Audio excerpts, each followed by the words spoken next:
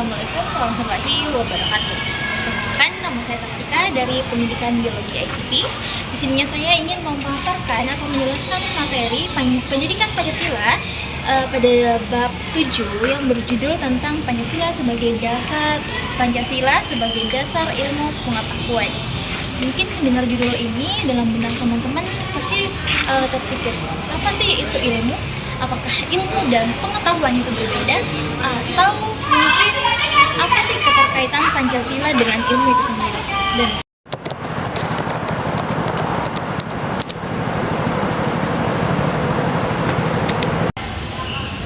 Nah, teman-teman, sebelum kita membahas tentang apa sih itu ilmu, apa sih itu pengetahuan, dan apa sih kaitannya ilmu pengetahuan dengan Pancasila, terlebih dahulu kita akan membahas tentang potensi Pancasila sebagai nilai dasar dalam pengembangan ilmu pengetahuan di Indonesia. Berarti kita membicarakan tentang kemungkinan kontekstualisasi atau aktualisasi Pancasila dalam bidang keilmuan.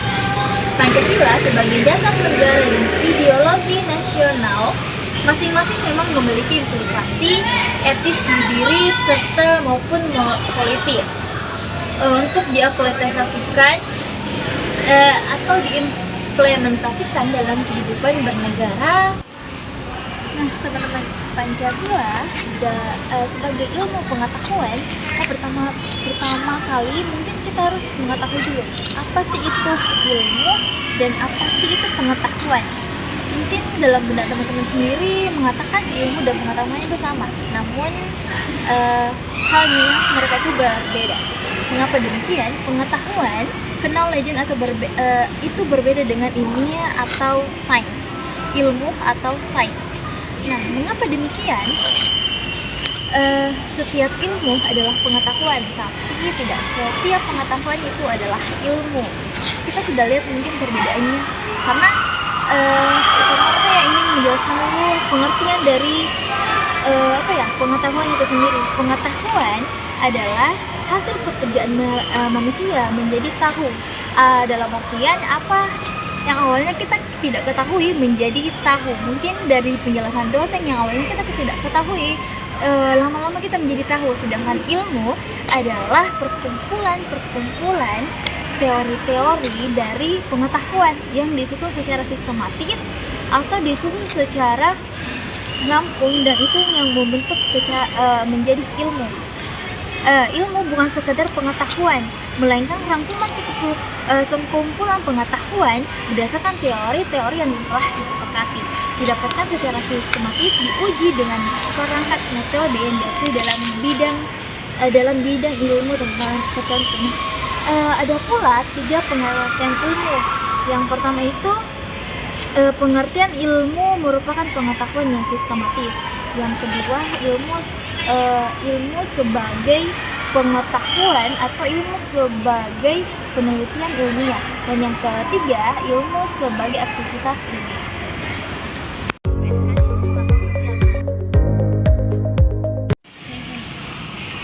Nah, teman-teman, setelah penjelasan tentang apa itu ilmu, kita akan membahas lagi tentang 3 bidang dalam ilmu. Jadi ilmu itu bukan tentang ilmu, tetapi ilmu lagi ini dibagi menjadi 3. Yang pertama itu ilmu alam atau ilmu pengetahuan alam. Yang kedua, ilmu pengetahuan sosial atau ilmu sosial. Dan yang ketiga ini mungkin teman-teman kurang atau mungkin baru dengar, yang namanya adalah ilmu humaniora. Nah, ilmu pengetahuan alam adalah ilmu yang mengkaji tentang alam, manusia, dan sekitarnya. Seperti waktu SMA kita mempelajari tentang ilmu IPA ya. Ya, ilmu yang mempelajari tentang IPA itu mungkin mencakup tentang biologi, fisika, kimia, geografi. Sedangkan ilmu pengetahuan sosial adalah ilmu yang mempelajari tentang manusia dengan lingkungannya, tentang bagaimana seseorang berinteraksi, bagaimana ininya. Contoh ilmu pengetahuan sosial adalah Pancasila, IPS. Waktu SMA aja kita belajar IPS kan, ilmu pengetahuan sosial. Nah, ilmu itu mencakup tentang ilmu pengetahuan sosial. Nah, sedangkan ilmu humaniora ini menurut Kamus Besar Bahasa Indonesia KBBI, humaniora adalah ilmu pengetahuan yang meliputi tentang filsafat, sejarah, hukum, seni, sastra dan sebagainya. Dan juga nilai-nilai intrinsik dalam humaniora, nilai ilmu humaniora di dalamnya. Itu saja. Nah, teman-teman, kaitkan Pancasila dengan ilmu pengetahuan alam. Sebelumnya dikemukakan Pancasila itu lebih efektif dengan kehidupan bernegara.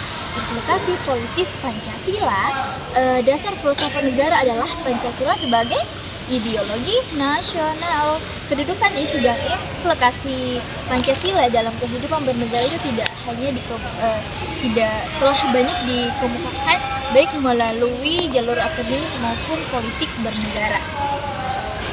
Nah, apa sih itu contoh penerapan Pancasila dengan ilmu? Nah, itu adalah ilmu sosial, yaitu contohnya mungkin gotong royong. Ya, mungkin kata gotong royong sudah tidak asing ya teman-teman. Gotong royong misalnya gotong royong membersihkan sampah di selokan, membersihkan membersihkan lingkungan kampus, membersihkan daerah sekolah, itu semua adalah penerapan ilmu sosial. Ada juga nih, menurut Soviet Effendi merujuk pada pendapat Soekarno dalam rangkaian kuliah umum Pancasila Dasar Filsafat Negara pada tanggal 26 Juni 1958 sampai dengan 1 Februari 1959 bahwa setiap sila Pancasila perlu dijadikan blueprint bagi setiap kepemikiran dan tindakan bangsa Indonesia, karena kalau tidak maka akan terjadi kemunduran dalam pencapaian keadilan sosial bagi seluruh rakyat Indonesia. Adapun peran Pancasila dalam hubungannya dengan ilmu pengetahuan alam, yang pertama itu Pancasila merupakan landasan bagi kebijakan pengembangan ilmu pengetahuan, dan yang kedua adalah Pancasila sebagai landasan etika pengembangan ilmu pengetahuan dan teknologi. Sekian mungkin materi dari saya. Jika ada salah kata atau mohon dimaafkan. Wabillahi taufiq wal hidayah. Wassalamualaikum warahmatullahi wabarakatuh.